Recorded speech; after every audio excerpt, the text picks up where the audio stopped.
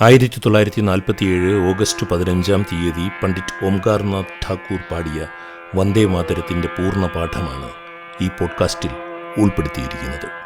ആദ്യ സ്വാതന്ത്ര്യദിനത്തിൻ്റെ അന്ന് ഇന്ത്യയിലെ ആകാശവാണി നിലയങ്ങൾ രാവിലെ 6:30 മണിക്ക് പ്രക്ഷേപണം ചെയ്തതാണ് ഇത്. ഗ്വാളിയോർ ഘരാനയിലെ മഹാഗായകനായിരുന്ന പണ്ഡിറ്റ് ഓംകാർനാഥ് ഠാക്കൂർ ആകാശവാണിയുടെ ബോംബെ നിലയത്തിലെത്തിയാണ് ഇത് പാടിയത്. 1875 നവംബർ 7 ബങ്കിം ചന്ദ്ര ചാറ്റർജി ഈ ഗാനം എഴുതിയത് അദ്ദേഹത്തിൻ്റെ ആനന്ദമഠം എന്ന നോവലിനു വേണ്ടി.